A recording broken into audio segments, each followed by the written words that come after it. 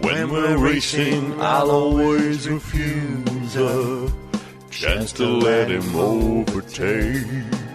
'Cause he stole the design from my rear diffuser, my front wheel and my brakes. The spy who left me, the spy who left me, he overtook me, yeah! The name's Jones! Gareth Jones! That's me! Hello and welcome to Gareth Jones on Speed. I'm Richard Porter and Zog's mate, Gareth. I'm Gareth and Richard Porter's mate, Zog. And I am Gareth Jones and Zog's mate, Richard Porter. Now, this is very convenient that thank you. We're actually recording from a different location today. I don't know if the programme sounds any different. Does it sound any different? Let's listen. That still sounds like North London. Yeah. Recorded on location at Richard's house today. Very good. Thank you, Richard. In Richard's front room. Yeah. The hot thing is this whole spying business in Formula One. Here's a suave secret agent. Wherever there's danger, he'll be. You know he'll always get results for you, darling. Unless he's in a Grand Prix. Hondapussy.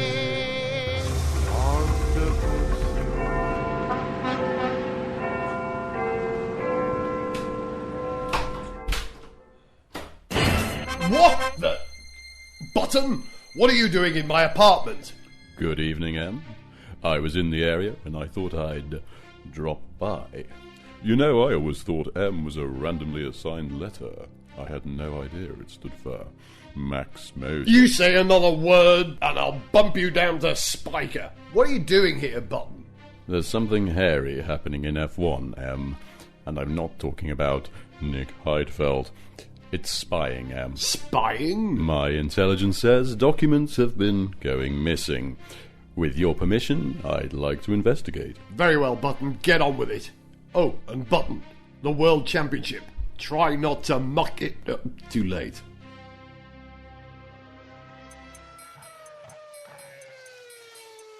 Good afternoon, sir. Welcome to the Paddock Club. Good afternoon. I'm here to meet Felix Speedster. Jenson, how you doing, buddy? I'm well, Felix. What does the CIA know about spies in F1?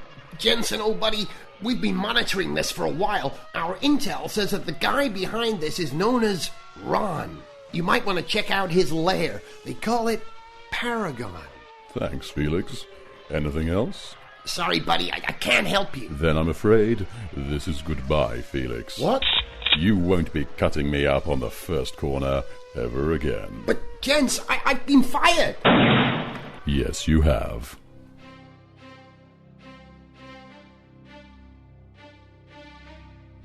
Hello, sir. Welcome to Paragon. Good morning. Your name, sir? Button. Jenson Button. Oh, really? If you're going to use a made-up name, you could come up with something more convincing than that. I'm here to see Mr. Dennis. Good morning, Mr... Button. No, really, what is your name? It's Jenson Button. Definitely.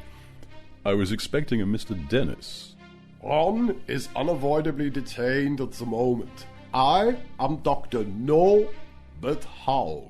I will show you around our facility. Walk this way, Mr. Button. If I could walk that way, I wouldn't be wearing these racing boots. In here, we have our computer brain. We have completely synthesized Adrian Newey's mindset. In here is our new wind tunnel. Come in, Mr. Button. Why don't you have a closer look at the McLaren Mercedes technology? Why, thank you. Hog, what's going on? You're trapped, Mr. Button. When I turn on the fan, all the oxygen will be sucked from your body. Do you expect me to talk? No, Mr. Button. I expect you to drive.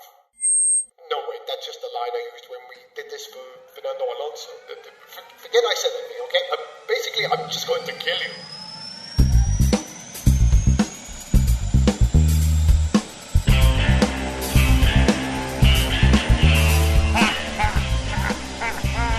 Your laminar flow is poor. Look at the vortices. The vortices, Mr. Button. Goodbye, Jensen. Not so fast, Haug. The name's Coulthard. David Coulthard. 0014.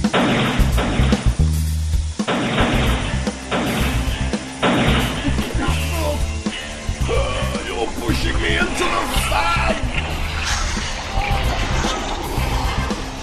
What happened to him? I got a touch of wind.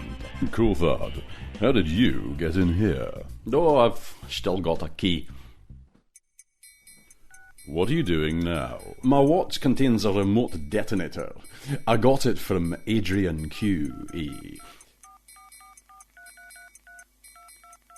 The instant I press this button, the whole place will be flooded with a sickly and foul-smelling energy drink. Let's get out of here this second. Second, that's first of the losers. Ron Dennis, we meet at last. Re the level of intrigue of the alleged data acquisition opportunity being maximised to its full potential given the circumstances. What? You won't find any stolen documents here, gentlemen, and even if you did, there's insufficient evidence to issue any penalty. Well, that's just ridiculous. What kind of deranged evil genius could be behind this? Hello, gentlemen. Eccleston, I might have known you'd be behind this. You'll never get away with this. Formula One won't tolerate such injustice. Oh, I don't know. I still managed to charge 120 quid to get into the British Grand Prix. Come on, 0012, let's get out of here. Quite right, 007. See you in hell, Dennis. What, the traffic trying to leave Silverstone? My lovely factory! It's all sticky, and it smells like the floor of a hospital. No!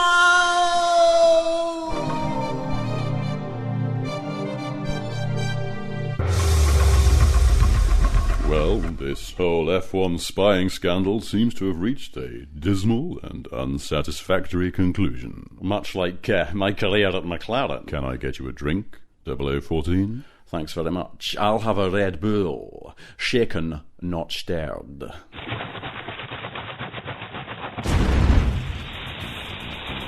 Oh, damn it. I should have gone for stirred.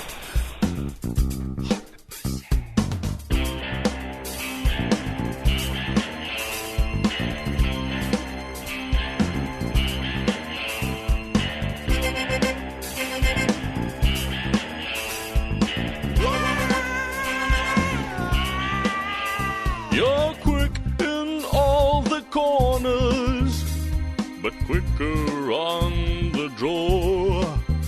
Your espionage is excellent, your aerodynamics poor.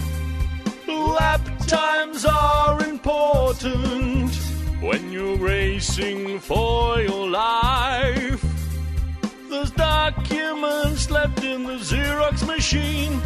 You had to blame your wife.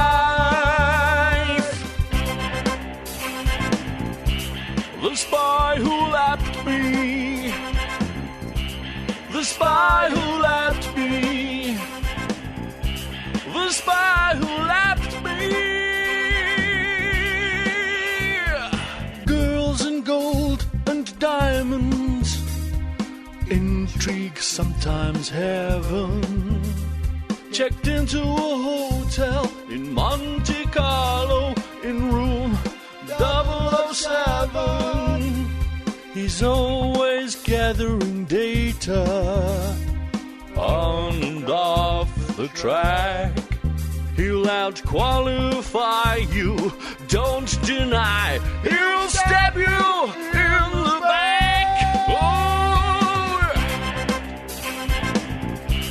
The spy who lapped me, he overtook me. His word is not his bond, he'll take the win, and then he When we're racing, I'll always refuse a chance to let him overtake. 'Cause he stole the design from my rear diffuser, my front wheel and my brakes.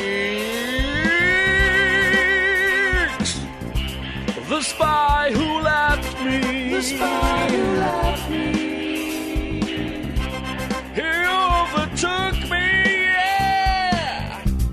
I guess you think this tale is new, 'cause it's shocking and dirty. But there were British Grand Prix spies telling lies way back in the 1930s. Every lap they drove like gentlemen, played fair and kept it clean. But when they left the track at night, the work was dark, surveillance unseen. The Nazis had Mercedes, British seamen at the wheel. Van was Williams, Wilmerly, I worked for the SOE.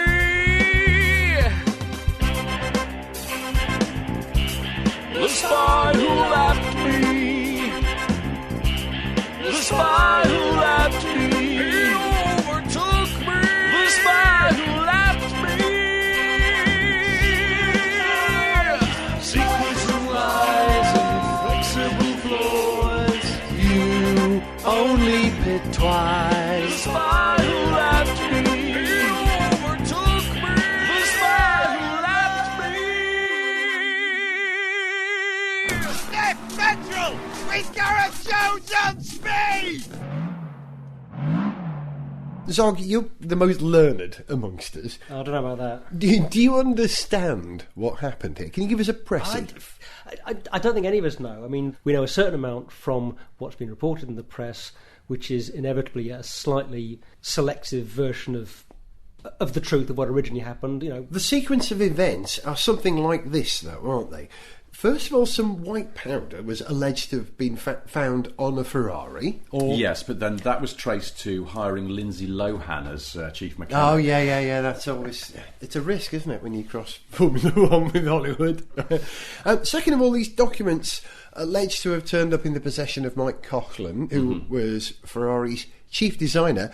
And then... McLaren's. Sorry... McLaren. It is confusing, isn't Yeah, it? it's academic anymore, isn't it? Apparently, yeah. But yeah, but Mike Coughlin or Mike Coughlin's wife took a whole bunch of documents down to a copy shop to have them photocopied. Yeah. And, Did you see as well that the copy shop, or one of them involved, has some statements on its website from satisfied customers, including Mrs. Coughlin? Yeah, that's true. Yeah. In the testimonials, there are two very clear testimonials saying that what a wonderful service. And she's billed as Trudy Coughlin Tyrrell, because she used to work for the Tyrrell Corporation organisation.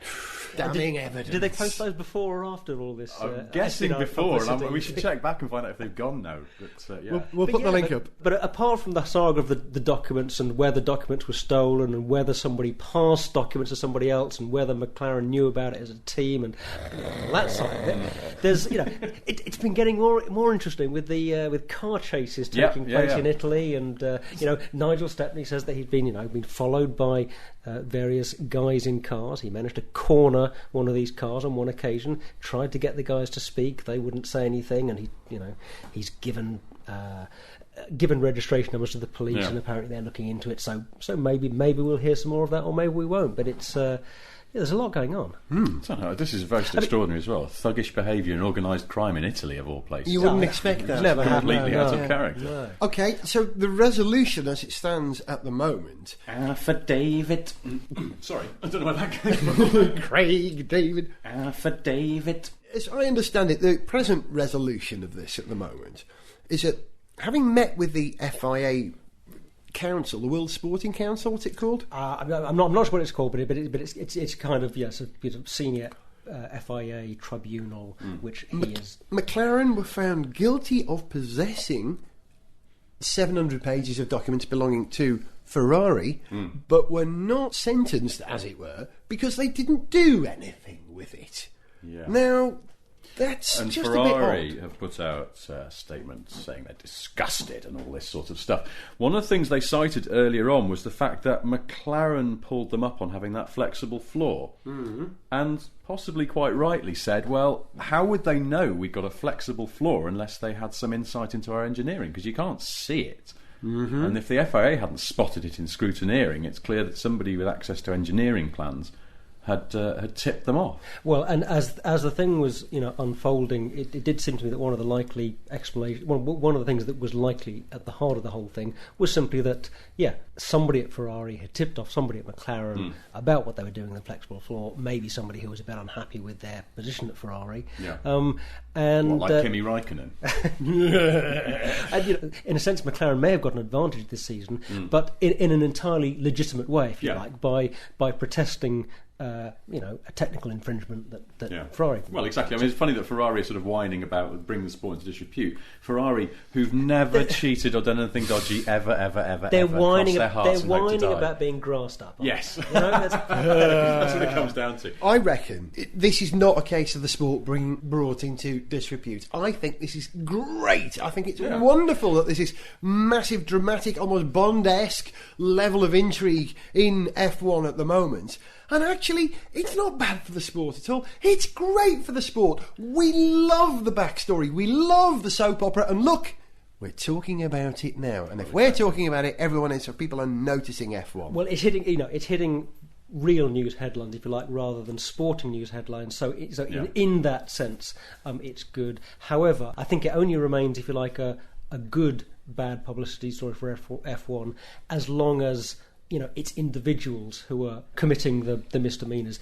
If it turns out that organisations, are behind spying, behind getting private detectives or gangsters or whatever to run around in cars and intimidate people, that's a whole different business. And in all honesty, I really think that as far as teams go, I'm quite sure that both McLaren and Ferrari as teams, as organisations, haven't been up to anything dodgy because they've both got too much to lose and they're both just too big and corporate and in bed with too many really straight-laced big corporate sponsors. So if it's real or it's just a fabrication, it's still entertaining. It's entertaining, but if anybody's bringing the sport into disrepute, it's individuals rather than companies, I think. Yes. As entertaining as the opening laps of the European Grand Prix, in fact. Imagine if you'd given up on F1 a bit and then you went, this spying scandal's rekindled my interest a little bit, I'll switch on the Euro race, and then you see all that and you'd go, wow, actually it's not as boring as I remember. So, maybe it's done some good. Here's a suave secret agent. Wherever there's danger, he'll be. You know he'll always get results for you, darling. Unless he's in a Grand Prix. Hondapussy. You can send an email to Gareth Jones on Speed at onspeed@garethjones.tv. This episode was for your tyres only and made by Whiz Bang.